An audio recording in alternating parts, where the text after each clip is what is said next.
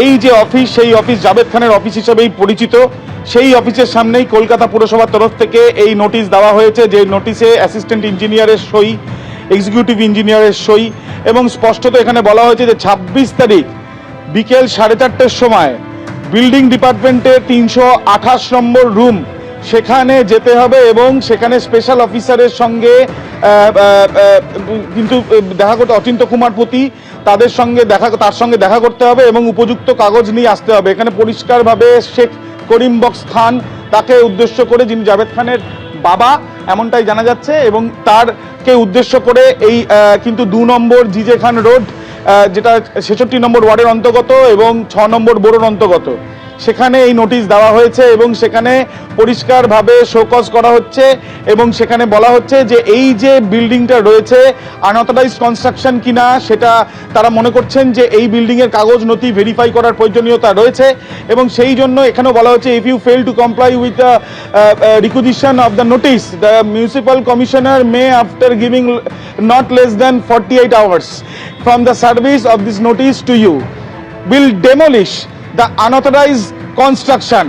অর্থাৎ এই বিল্ডিং এর নথি দেখে যদি স্যাটিসফাইড পুরসভা না হয়, তাহলে সেই ক্ষেত্রে এই বিল্ডিংও ভেঙে দেওয়া হতে পারে।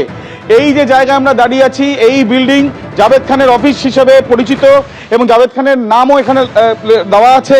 সেই বিল্ডিংয়েও কিন্তু সেই একতলা বিল্ডিং, একবার দেখাতে বলবো অভিজিৎ দত্তকে, এই উপরে অ্যাসবেস্টাস রয়েছে, নিচে গ্রাউন্ড ফ্লোর, উপরে একতলা, এবং সেখানেও নোটিশ দেওয়া হয়েছে। আমরা কথা বলেছিলাম জাভেদ আহমেদ খানের সঙ্গে, তিনি স্পষ্টত বলছেন যে দীর্ঘদিনের তাদের এই অফিস, এবং তার নির্দিষ্টভাবে কাগজ আছে, সেই কাগজ তারা জমা দেবেন পুরসভাতে জমা দেওয়ার পরে সেই কাগজ যদি সাফিসিয়েন্ট বা সেই কাগজ যথাযথ না যদি মনে করে পুরসভা, সেই ক্ষেত্রে ভেঙে দিতে চাইলে পুরসভা ভেঙে দিতে পারে। দেখুন, জিনিসটা হচ্ছে পুরসভা লাগাতে পারে মিস ইনফরমেশন আছে। আমাদের যে বিল্ডিং আছে স্যাংশন আছে, আর যেটা একতলা বিল্ডিং আছে সেটা 100 বছর পুরনো আছে, এবং যেটা বিল্ডিং আপনারা দেখছেন সামনে, ওটা স্যাংশন বিল্ডিং আছে। আমার কাছে কাগজপত্র আছে, আমি সময় দেওয়া হোক, আজকে নোটিশ লাগিয়েছে, কালকে কাগজটা বার করে দিতে বলেছে। আমার তো বাবা মারা গেছে অনেকদিন, কাগজপত্র আছে এধারে ওধারে, 2-4-5 দিনের মধ্যে আমি বার করে দেখিয়ে দেবো। আমি সেই সময়টা চাই, আমি আর যদি না থাকে তখন ভেঙে দেবে, কি আছে, অসুবিধাটা কিছু। তিলজলায় জিজে খান রোডে চলল বুলডোজার। এই জিজে খান রোডে 7 তলার বেআইনি বিল্ডিং এ বুলডোজার চলল আজ।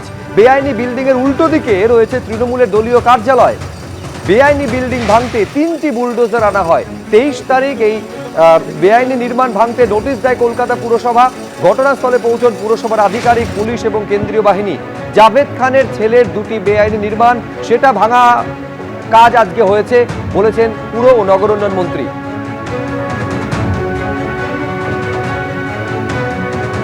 এবিপি আনন্দ, এগিয়ে থাকে, এগিয়ে রাখে।